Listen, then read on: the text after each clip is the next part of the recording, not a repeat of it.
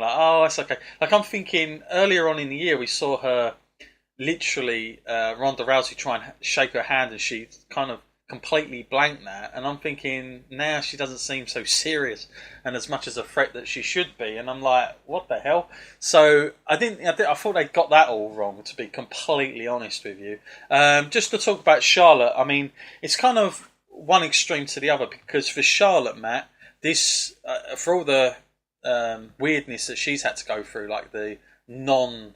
I really don't think they have been doing that great with her, but that's what made me think that she's winning this one because of all those things. I just had it in my head that they're going to owe it back to her, and almost now you put all that investment into Charlotte now, Matt, as arguably not just a female performer, but I think as an overall performer, she's very very her credibility as her stock value has risen quite a lot here, hasn't it? After this.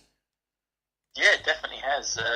Like you said before, she is now the number one woman in the WWE. So that's what makes me believe that the amount of momentum that she has, that she will be main event in WrestleMania next year. I mean, I'm bold statement. Wrong with that. Bold statement. There, you heard it here on the podcast. 1 year later, will we on our preview be going back to this one? You've heard it here first. Matt says main event, women, female main event there, and you know I don't think you're far off it either, Matt, because. You look at the way they're pushing the women's thing. You look at the whole thing with Ronda Rousey. Star power wise, they could easily pull that off. Easily, make no mistake. Especially the main events we've had in the past, the WrestleMania. They could easily do this. So I think you're right. I think you could be onto something there, Matt. It wouldn't surprise me in the slightest. So yeah, overall, of course, this match. Just to give you the facts of it, 13 minutes 15 seconds. I'm giving this one 4 stars. For you, Matt? Yeah, definitely. I think you're right there. I think 4 stars is fair enough for this. I think if they'd taken Asuka to the limit and then it was a little bit more dramatic and she couldn't stand or something after that, then I would have given it a little bit more. Mm-hmm. Yeah, 4 for me. So, I mean, at this point, the first 2 matches, at this point, I'm watching the show and I'm like, man, this is bloody brilliant. This is an excellent show. I'm loving this. I'm like, keep them coming because, 2 excellent matches that we've given 4 stars, which is fantastic. So watching this, I was like, this is great. I thought the pace of it was good at this point. Now we get this bit where we get like a referee who runs out. It's right at the end of the Charlotte match. This ruined the whole thing as well. It was like, so the guy's like, yeah, he's here, and then all of a sudden he just like does 100-meter sprint past Charlotte. We cut back to Asuka smiling in the ring still that she's just lost a streak, and I'm like, oh my god, this is awful. Like, this is terrible. This is not doing anything. It was almost like someone had said to him, your car's been stolen, you better go right away. And as you said to me earlier, it was maybe that he needed the toilet. I mean, what the hell? Talk about overplaying something. I really didn't like the overacting from John Cena tonight. I thought it was too much. I mean, I like John Cena, but I really thought like his expressions and stuff are so overdone. It's almost like watching Hulk Hogan sometimes, from the early days. And maybe I could buy that back then because I was a kid, but like I don't know if John Cena just overdoes it. What do you think, Matt? Am I looking at that too much, or does he irritate you as much as he does me sometimes? Yeah, he's starting to now because he's getting on a bit, and he seems to be all about the fans and all that interaction stuff with the crowd. It's probably great if you're there, but looking at it on TV, I'm like, man, you're just one step away from dancing with the New Day like Triple H. Yeah, and the other thing I didn't like about it is they kept cutting back to his seat during both those matches. And you're in like a big championship match, especially between Asuka and Charlotte. You don't really want to keep the focus on John Cena watching it. I'm like, stop. I wish they wouldn't have done that so much, but there we go. So obviously at this point, I mean, Matt, if you're being honest, I'm guessing you thought Undertaker was always going to be there at this night. I certainly did. It was just depending on what they were going to do at this point, but this just sort of At no point did I think, and you know the funny thing was, I got lots of emails, so they did sucker some people in because I had a lot of emails going, "No, it's not happening." John Cena will just sit there and he might help somebody else in the night, but it's not that match is not going on. Undertaker's not showing up, so obviously some people bought into this, Matt, but I certainly wasn't buying into it. I don't know about you. Is there any point in your fault? Yeah, he's not there. I really didn't want to put my opinion one way or the other. You know, I feel like it would be easy for me to say, yeah, I knew he was going to come all along, but I just after the night was going, with all these shocks I was getting already, I just wouldn't have been surprised if he didn't show up, and then the next night on Raw they were like, well, there you go, he didn't show up. Yeah, get that fan that was dressed as the Undertaker in the ring instead. That would have probably been cool. Okay, so moving on after that sprint to the top, we then we get the which I just thought was odd. The whole thing. We get the. I just want to say that we got an Andre advert. I know that everybody's really excited for this. People have been excited for this more than WrestleMania. I swear. Andre the Giant. It goes out tomorrow, Tuesday on HBO. Andre Giant. So it's going to be really worth watching. Lots of footage that's never been seen, even WWE. So should be really good, folks. Just wish that Andre the Giant Battle Memorial would have done it a bit more justice, if I'm honest. But there you go. I don't think you'd be looking down at that too fondly, if I'm honest. So yeah, then we get to the next match, which is the WWE United States Championship match. Champion Randy Orton going against Bobby Roode, Jinder Mahal, and of course Rusev and Rusev Day. Now Rusev Day, through the whole pre-show, man, fans were going absolutely berserk. But then when he was out there, I think fans they stopped chanting it for some reason. It was really odd that they weren't into it. I thought that this match would have. I said on the preview, I thought this was going to be one of the most interactive reactions from the fans, but actually it kind of was a little bit of the opposite. Matt, what did you make of this match? And obviously, this was the third match on the card. What did you make of it for yourself? Oh, I don't know really how to judge it. I thought this was just pure chaos. This match. I don't think anyone came out there with a clear plan on what they were going to do and how they were going to do it. And the time for this match, I don't know what the time was, but it felt really short. It was 8 minutes 5 seconds. So yeah, for a fatal 4-way, that's diabolical, really. 4 guys. It didn't draw me in. No, I mean, what's that like? That's like almost 2.5 minutes each. I mean, that's not great, is it? To get your stuff in.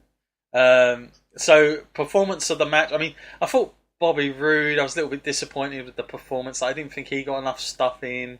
And to be honest, lots of people were quite shocked with the result. And he was the lowest, by the way, with the bookies. So anybody that put a bet on that would have really paid out handsomely. But Jinder Mahal. I mean, should we be that surprised considering this whole Saudi Arabia thing and knowing the way Vince McMahon, his mind works, even though India is a completely different country, completely different culture, but just Vince McMahon's mindset, to me, it just screams of this is Vince McMahon, having him with the US title, and I just picture him, he'll be, because we know all the belts are going to be defended that night, and this is just there for that, I'm sure it is, Matt. What do you think? Yeah, I think you're right there. Vince McMahon being very black and white about things. He's like, oh yeah, that's close enough. Is it in that area? Bring him in. Get that turban on his head. I mean, I don't know where it all comes from, but yeah. But the match, like you say, I thought it was a bit like you. I thought it was a bit chaotic. Lots of stuff happening. Randy Orton, I mean, he looks so almost average during it a little bit as well. I was like, damn, this guy, considering where he was last year, he won the Royal Rumble, and mind you, that match was awful anyway, but yeah, it just wasn't stunning. But then again, you can't expect every single match to be top notch. Some do have to be fillers, but this is just, I think it would have been better if they would have just gone one-on-one with somebody, whether it be Randy and Jinder or something like that. If they wanted Jinder to win it, it would have probably been a little bit better that way. I think for Randy Orton, a month's worth of a title, it's not exactly tremendous, is it, Matt? No, it's almost like they just did that so that they could say he's the Grand Slam kind of champ. Yeah. And it was just for that reason only. Because otherwise it's just so pointless, you know? Yeah. I can't see Jinder dropping it that quick, but I said that about Randy. Yeah, it's true. I actually went for Rusev in this one, and did you go for Randy, didn't you? So yeah, I did. Yeah. Yeah, and so I was not expecting Jinder whatsoever, but it's one of those things. It's like it became obvious after it was the result. Really, I suppose after sort of weighing it up in my head, I was like, "Yep, that is Vince McMahon all over." So for me, this wasn't great. I mean, I'm going to give this 2.5 stars, just below average, because it was a little bit chaotic, and I would have preferred. I think it was way too short for a match, and it's not the guy's fault, and none of the individuals individually, it's not their fault. I think for Jinder Mahal, it's good for him because I think it gives him something to do. I think it'll help his character. I think it gives him some new lease of life, but I really felt a little bit on Rusev. I thought, like, man, he's been getting himself over. He's been almost doing that in sort of social media, not really on TV. And I thought, like, maybe they'll do something with him rather than just being average. But I felt a little bit harsh on him. But the one I'm really concerned about, Matt, and I was going to ask you about this, is just Bobby Roode. What do you think with his position? Because I don't really even like him being a babyface, if I'm honest. I think he should be a heel. But what do you think about him going forward at the moment, Matt? Yeah, I was talking about this whilst the match was going on, actually. Right. I was saying, I've gone off Bobby Roode. I used to be a big Bobby Roode fan down in NXT. Flat. And it was one of the best things, like, down there. But since he's come up, it's like they've ruined the entire thing that his gimmick was based around. Yeah. That music, even, you're supposed to like join in with it, but at the same time, you're supposed to think, I like it because he loves himself. But he doesn't love himself anymore because now he's supposed to be like, he is good, so we were supposed to believe he's good. Yeah. It's just so far from his original kind of character. Yeah, the fans really weren't even into the singing it part. They just weren't, they weren't even doing that. And I was like, when you consider some of the entrances he had in NXT, it's like this. You'd think when you get to WrestleMania, that's going to be an amazing entrance, but they did nothing for it out of the ordinary. Rusev probably got the biggest pop of the four, if I'm being completely fair. But yeah, it wasn't great at all. What did you give that match, Matt? Oh, I think you was generous with your rating. Well, I can't go as low as 1.5 because the guys are they're just too good, and the fact that Jinder won it, a lot of people don't like him, but I think it would have been a shame if his momentum was totally killed, considering where he's coming from. So I'll give it 2 stars. Yeah, Raja, who came on with us on the NXT Takeover, who stayed up, he was ecstatic that he won. So big Jinder fan there in India. They love him. Apparently he's an absolute. Apparently all the wrestlers from India, like Khali, they are like treated like absolute kings. He said when they go back, they are like such a big deal. So, and obviously India is a massive place, and if you can get in there, then it's fantastic. So maybe they should be doing more with Jinder and not just treating him as this flipping heel business all the time. Like, look at other avenues as well. I mean, I don't mind him being a heel, but I just hate that it's the same generic heel, foreign guy heel. That don't like America, and I'm sure you're going to get that with his title run. Now he's got the US title. I'm just fed up with that. I'm like, just come up with something a bit more original now, please.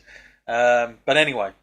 Then we get an advert. It's the Snickers one with we get the Fashion Police with Mick Foley. Kind of funny, I guess, if you're into that kind of thing. I was glad there was no KFC business going on tonight, Matt. We were saved. Oh, yeah. We were saved from it, thank goodness. And then we get another match that I thought, we were told, weren't we, Matt? We got a little bit sceptical because on our NXT Takeover, as it happens, by the way, that fan was Gary Talbot, who actually emailed that in, and he was the one that predicted these main events. He said this would be going on last.